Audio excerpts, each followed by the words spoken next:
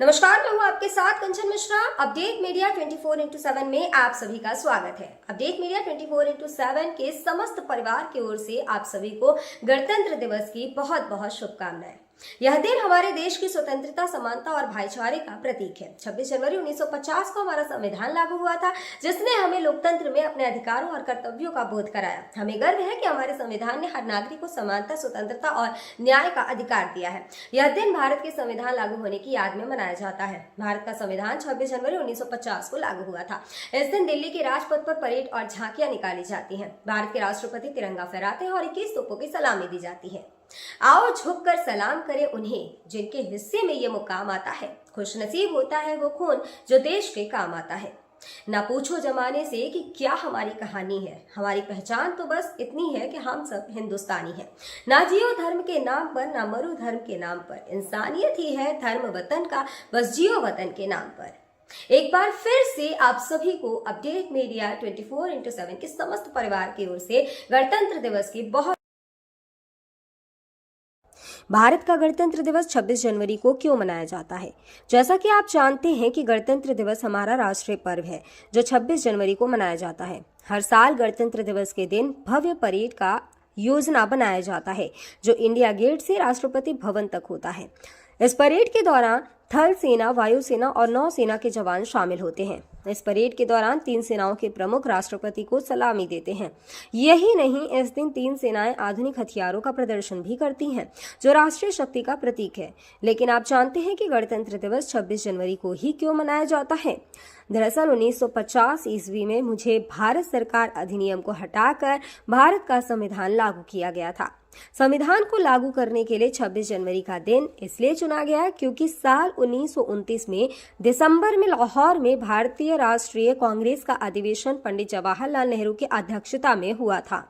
इस अधिवेशन में प्रस्ताव पारित कर इस बात की घोषणा की गई कि यदि अंग्रेज सरकार द्वारा 26 जनवरी 1930 तक भारत को स्वतंत्र देश का दर्जा नहीं दिया गया तो भारत को पूर्ण रूप से स्वतंत्र देश घोषित कर दिया जाएगा। जब अंग्रेज सरकार ने कुछ नहीं किया तब कांग्रेस ने 26 जनवरी 1930 को भारत को पूर्ण स्वराज घोषित कर दिया। 26 जनवरी 1950 के दिन सुबह 10:18 पर भारत एक गणतंत्र बना। इसके 6 मिनट बाद 10:24 पे राजेंद्र प्रसाद ने भारत के पहले राष्ट्रपति के रूप में शपथ ली। इस दिन पहली बार बतौर राष्ट्रपति डॉक्टर राजेंद्र प्रसाद बग्घी पर बैठकर राष्ट्रपति भवन से निकले थे। इस दिन पहली बार भारतीय सैन्य बल की सलामी ली। पहली बार उन्हें गॉर्ड ऑफ स्वामित्व दिया गया था। गणतंत्र दिवस के दिन भारत में राष्ट्रीय अवकाश भी घोषित किया जाता है। यह हमारे देश के लिए बेहद ही खास पर्व है। साथ ही यह हमारे लिए बेहद ही गर्व का विषय है कि हमारे राष्ट्र को एक गणराज्य के रूप में स्थापित हुए 76 वर्ष पूरे हो चुके हैं। देश की संप्रभुता और एकीकरण को दर्शाने वाला यह त्योहार हर भारतीय के मन में देशभक्ति की भावना का संचार करता है। 26 जनवरी 1950 21 तोपों की सलामी के साथ तिरंगा फहराते हुए राष्ट्रपति डॉक्टर राजेंद्र प्रसाद ने स्वतंत्र भारत का स्वनिर्मित संविधान लागू किया। भारत के नए युग की शुरुआत के साक्षी देशवासियों सहित सी गोपालाचारी, जवाहरलाल नेहरू, सरदार पटेल जैसे गणमान्य बने। मात्र 3 साल पहले आजादी की सुबह देखने वाले देश ने अपना संविधान बनाकर विश्व को अपनी संप्रभुता का परिचय दिया।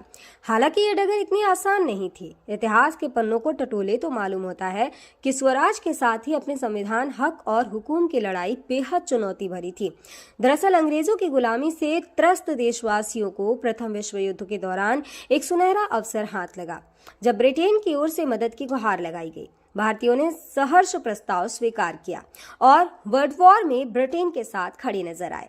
यह उद्देश्य के साथ कि उन्हें आगे चलकर अंग्रेजों की हुकूमत से आजादी मिल जाएगी। लेकिन एक बार फिर अंग्रेज अपनी बात से पलटते नजर आए और आजादी के बदले लेकर आए भारत सरकार अधिनियम 1919। इस अधिनियम का असर ये रहा कि देश के कुछ बड़े प्रांत में दोहरी शासन प्रणाली व्यवस्था लागू हुई।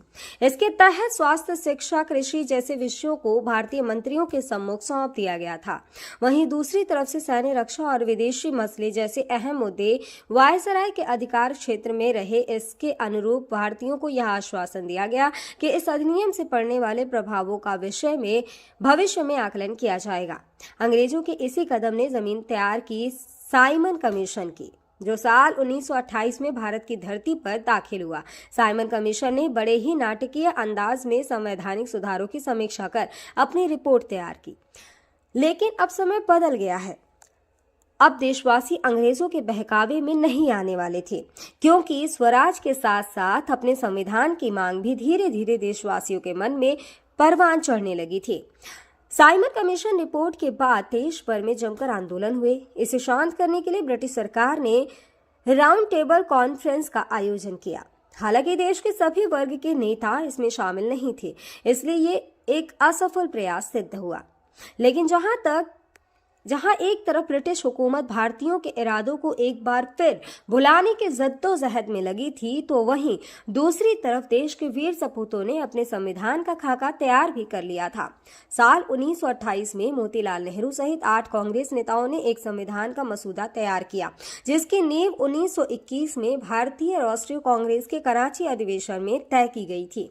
इस तरह स्वतंत्र भारत के संविधान की रूपरेखा सजने लगी थी। समय का पहिया आगे बढ़ता गया। फिर आया गवर्नमेंट ऑफ इंडिया एक्ट 1935, जिसे हमारे संविधान का संरचनात्मक आधार कहा जाता है। दूसरे शब्दों में कहें तो यह एक फाउंडेशन बन गया, जिसके ऊपर मौजूदा संविधान की भव्य इमारत खड़ी हो गई। एक्ट 1935 भारत के लिए आजादी की सुगबुगाहट के साथ आया, लेकिन आजादी की आहट के साथ मुस्लिम लीग और कांग्रेस के बीच मतभेदों की खाई गहरी होती जा रही थी। दोनों के बीच तल्खियां इतनी बढ़ चुकी थी कि बुनियादी मुद्दों पर भी समझौते की गूंज तक नहीं रही थी। हालांकि इन सभी विवादों से आगे बढ़ते हुए भारतीय नेता अपने लक्ष्य की ओर बढ़ रहे थे। दूसरे विश्व युद्ध के दौरान 1945 में सभी पार्टियों की सहमति से संविधान का प्रारूप तैयार कर लिया गया था, जिसे सार्वभौमिक वयस्क फ्रेंचाइजी स्वतंत्रता और समानता के साथ अल्पसंख्यकों के अधिकारों की रक्षा का विशेष ध्यान रखा गया था। इसके साथ ही भारत छोड़ो आंदोलन और आजाद हिंद फौज की निर्भीकता ने अंग्रेजों ने भारत में अनंत काल तक राज करने का सपना चूर चूर कर दिया था। जैसे जैसे भारतीय राष्ट्रीय आंदोलन जोर पकड़ता गया, ब्रिटिश हुकूमत पर संविधान निर्माण के लिए संविधान सभा के गठन का दबाव भी बढ़ता गया। इस गहमा गहमी के बीच आखिरकार 9 दिसंबर 1946 में नई दिल्ली के संवैधानिक हॉल में संविधान सभा की पहली बैठक हुई, जिसमें महात्मा गांधी को छोड़कर उस वक्त की राष्ट्रीय आंदोलन से जुड़ी करीब हर बड़ी शख्सियत शामिल थी, जिसका मुस्लिम लीग ने भारत को 2 हिस्सों में बांटे नए मुल्क पाकिस्तान की मांग को लेकर बैठक का बहिष्कार किया। लिहाजा पहली बैठक में कुल 207 सदस्यों ने हिस्सा लिया, जहां सभा के सबसे वरिष्ठ सदस्य डॉक्टर सच्चिदानंद सिन्हा को सभा का अस्थायी सदस्य चुना गया। हालांकि 2 दिन बाद 11 दिसंबर को डॉक्टर राजेंद्र प्रसाद सभा के अध्यक्ष निर्वाचित हुए और डॉक्टर एच.सी. मुखर्जी और वी.टी. कृष्णमाचारी को सभा का उपाध्यक्ष बनाया गया। इसी कड़ी में आया सुनहरा दिन 15 अगस्त 1947 का, जब गुलामी की बेड़ियों को तोड़ भारत ने आजादी की नई सुबह देखी। देशवासियों में जोश भरते हुए आजाद भारत के प्रथम प्रधानमंत्री जवाहरलाल नेहरू ने बुलंद आवाज में देश को संबोधित किया। इतिहास के पन्नों में यह भाषण ट्रस्ट विद डेस्टिनी नाम से दर्ज हुआ। इसके साथ ही तेज हुई संविधान निर्माण की प्रक्रिया। आजादी के बाद चुनौतियों में इजाफा हुआ। संविधान पर सामग्री की कमी थी, लेकिन उसका सही चयन और उचित व्याख्या का काम बहुत जटिल था। बी.एन. राव द्वारा तैयार किए गए संविधान के प्रारूप पर विचार विमर्श करने के लिए संविधान सभा 29 अगस्त 1947 को एक संकल्प पारित करके प्रारूप समिति का गठन किया। इसके अध्यक्ष के रूप में डॉक्टर भीमराव अंबेडकर को चुना गया। इस समिति में अंबेडकर के अलावा 6 और सदस्य थे। संविधान निर्माण के दौरान कई अहम फैसले लिए गए, जिसके राष्ट्रमंडल के समूह में भारत की सदस्यता, राष्ट्रध्वज का चयन, साथ ही राष्ट्रगान और राष्ट्रनीति का चुनाव शामिल था। यहाँ दिलचस्प बात यह है कि संविधान में सबसे पहले नंबर पर आने वाली उद्देशिका सबसे अंत में पारित हुई। संविधान अगर राजनीतिक असंवैधानिक दस्तावेज है, तो पीएमएल एक ग्रंथ को दार्शनिक नजरिया प्रदान करती है। डॉक्टर भीमराव अंबेडकर की अगुवाई में संविधान निर्माताओं ने 60 देशों के संविधानों का अध्ययन किया। 4 नवंबर 1948 को संविधान का अंतिम प्रारूप पेश किया। संविधान तैयार करने के बाद मुश्किल खड़ी हुई कि इसे सुंदर अक्षरों में पिरोकर कैसे संजोया जाए। इस उधेड़-बुन के बीच प्रेम बिहारी नारायण रायजादा का नाम सामने आया, जो कि अपने दौर के सबसे विख्यात कैलीग्राफर थे। उसके बाद भारत का संविधान प्रेम बिहारी नारायण रायजादा सुलेख फॉन्ट में लिखा गया। उसके प्रत्येक पृष्ठ को नंदलाल बोस के मार्गदर्शन में शांति निकेतन के कलाकारों द्वारा अलंकृत किया गया। इस तरह कुल 2 साल 11 महीने और 18 दिनों में विश्व के सबसे बड़े लोकतंत्र का स्वनिर्मित संविधान बनकर तैयार हुआ। आधिकारिक तौर पर 26 नवंबर 1949 को संविधान को पारित किया गया, जिस पर संविधान समिति के 15 महिलाओं सहित 284 सदस्यों ने हस्ताक्षर किए। वहीं संविधान लागू करने के लिए 26 नवंबर को चुना गया, क्योंकि 26 जनवरी 1930 को भारतीय कांग्रेस के लाहौर अधिवेशन में पूर्ण स्वराज का प्रस्ताव रखा गया था। इतिहास में इसे प्रथम स्वतंत्रता दिवस के रूप में भी जाना जाता है। यही कारण है संविधान लागू करने के लिए भारत के प्रथम स्वतंत्रता दिवस यानी 26 जनवरी को चुना गया। 26 जनवरी 1950 दिल्ली की सर्दी को देशभक्ति मात दे रही थी, जब राजगोपालाचारी ने अपने शब्दों में भारत को संप्रभु लोकतांत्रिक गणतंत्र घोषित किया। इसके बाद डॉक्टर राजेंद्र प्रसाद को भारत के पहले राष्ट्रपति की शपथ दिलाई गई। उसके बाद सार्वजनिक समारोह की शुरुआत हुई, जिसमें राष्ट्रपति डॉक्टर राजेंद्र प्रसाद और मुख्य अतिथि इंडोनेशिया के अध्यक्ष सुकर्नो हुए और मुख्य अतिथि इंडोनेशिया के अध्यक्ष सुकर्नो भी शामिल हुए। इसी तरह दिनांक 26 जनवरी 1950 इतिहास के पन्नों में स्वर्णिम अक्षरों में दर्ज हो गया।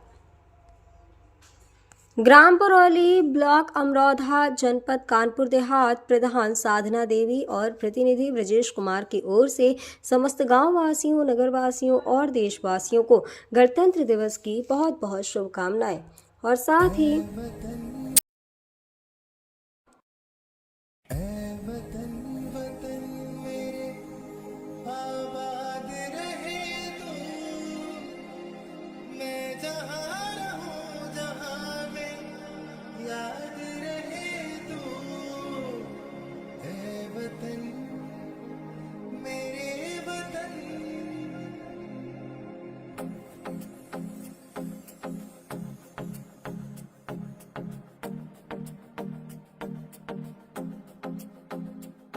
मेरा रंग दे,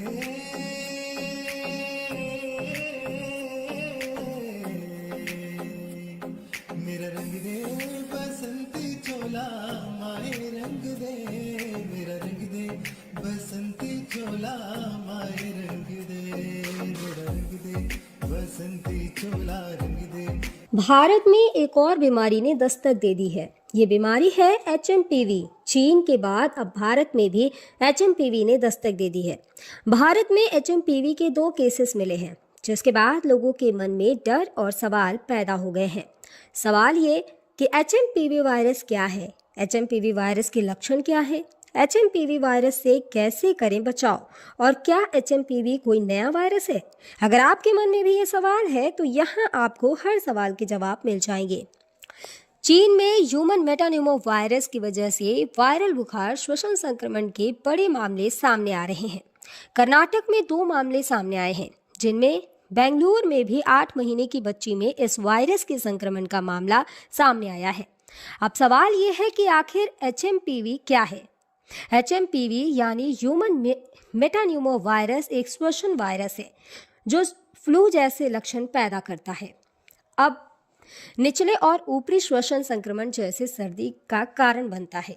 यह एक मौसमी बीमारी है जो आमतौर पर सर्दियों और शुरुआती वसंत में होती है, जो RSV यानी रेस्पिरेटरी सिंसिटियल वायरस और फ्लू के समान होते हैं। इससे बचाव के लिए HMPV आमतौर पर बच्चों में ही डिटेक्ट होता है। सभी फ्लू सैंपल में से 0.7 फेज में HMPV होते हैं। इसके लक्षण है कि HMPV वायरस को ह्यूमन मेटान्यूमो वायरस या ह्यूमो वायरस कहते हैं, जिसके लक्षण काफ़ी हद तक सामान्य सर्दी जुकाम के समान होते हैं। सामान्य मामलों में यह खांसी या गले में घरघराहट, नाक बहने या गले में खराश का कारण बनता है। छोटे बच्चों या बुजुर्गों में HMPV का संक्रमण गंभीर हो सकता है। कमज़ोर ह्यूमन सिस्टम वाले लोगों में भी ये वायरस गंभीर बीमारी का कारण बन सकता है। कहा जा रहा है कि इस वायरस से संक्रमित मरीजों में सांस लेने में दिक्कत और फ्लू जैसे लक्षण दिखाई दे रहे हैं। इसके इलाज के लिए ज़रूरी है कि इसमें सबसे ज़रूरी होता है कि अगर आपको HMPV के होने का संदेह होता है या इस तरह के कोई लक्षण आपको नज़र आते हैं तो बिना डॉक्टर के सलाह के कोई भी एंटीवायरल दवाओं का इस्तेमाल ना करें। सांस की बीमारी से जुड़े एक्सपर्ट ने लोगों को मानव मेटान्यूमो वायरस से लड़ने के लिए एंटीवायरल दवाओं का आंख बंद कर उपयोग न करने की सलाह दी है। ऐसे में सावधानी बरतें और बिना डॉक्टर के सलाह के कोई भी दवा न लें। फिलहाल इसका कोई टीका अब तक नहीं है। इसके लक्षण जैसा हम पहले ही बता चुके हैं कि सर्दी जुकाम होते हैं। 2023 में England, Britain, Finland, Australia, Canada, America और चीन में HMPV का पता चला था।